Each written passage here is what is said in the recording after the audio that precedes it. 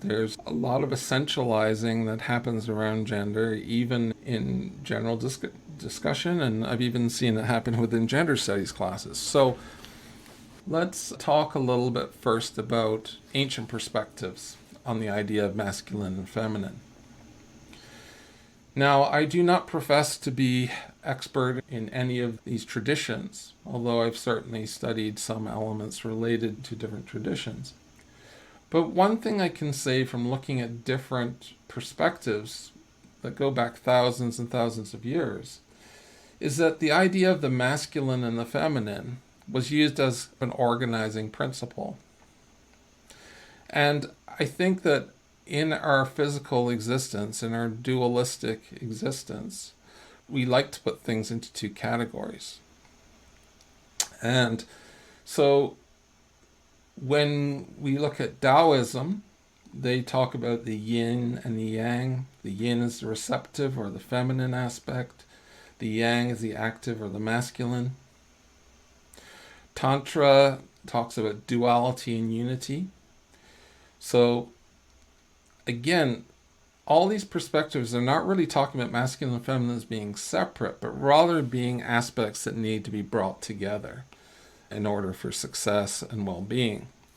So in Tantra, Shakti refers to the feminine aspect, Shiva to the masculine. And Tantra basically says in every human being, if Shiva and Shakti dance together and are in balance, there is no difference between men and women as the principles come together and melt naturally.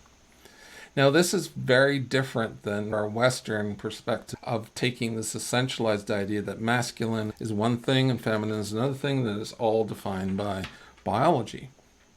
And so here we have a perspective that is recognizing and valuing both the masculine and feminine aspects of all life and society. In paganism, like Druidism and Wicca, there's a lot of emphasis on God and goddess and balance, the union of divine masculine and feminine in creation, the recognition that the masculine and feminine aspects need to come together in order to create or engage in alchemy. And they'll talk about Father Sky and Mother Earth and how the earth can only survive with the sky and the sun. And all has to work in harmony or to work together to make things happen in the world.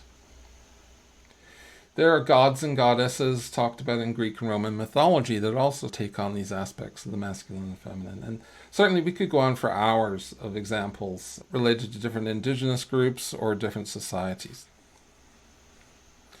Now, the reason I'm bringing this up is that because of our tendency to move into a dualistic perspective, we tend to see people taking the idea of the masculine and the feminine, even in these traditional perspectives, and making them into an essentialized dualistic perspective. So in other words, the masculine is assigned the qualities like strength and courage, warrior, assertiveness, protection, rationality, structure, order, stability, logic, discipline, security, and leadership. And the divine feminine is assigned things like balance, harmony, intuition, caring, empathy, nurturing, flow, emotional intelligence, creativity, connection, community, and collaboration. Now, really, this kind of essentialized dualistic perspective is the way that Western societies have tended to look at these things. And as we've progressed, there's been more of a movement to the idea of masculine and feminine on a continuum. And so you'll hear people talking about the fact that I'm a man, but I have certain feminine aspects to myself, or women will say I'm a woman, but I have some masculine aspects to myself. And this continuum creates this overlap between the masculine and feminine, a recognition that there is some sharing of qualities, but that there's still this kind of dualistic one end or the other. Now, I would say that in many ways, even gender studies tends to do this because we still break it into masculinities and femininities and trans identities and things like that, and we treat it like it's a continuum.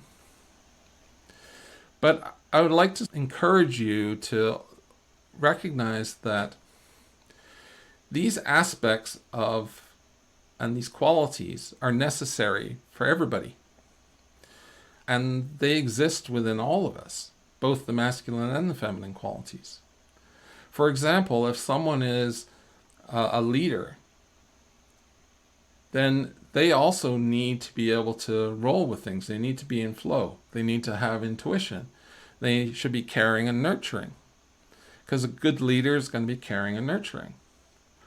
Likewise, somebody who's creative or caring also sometimes needs to draw on strength or courage or structure sometimes, because if we only exist in the caring and creative space without any structure to move things forward, then it's not necessarily going to be very effective.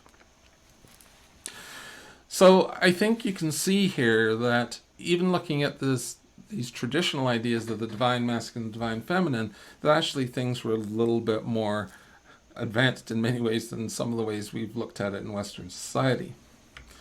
Now, I would prefer to look at it as the divine whole, in that we need to integrate the aspects of both masculine and feminine together to be successful and to be whole as beings in society. In order to be the fullest form of the masculine, we must integrate the aspects of the divine feminine. And likewise, to be the fullest form of the divine feminine, we must integrate aspects of the divine masculine.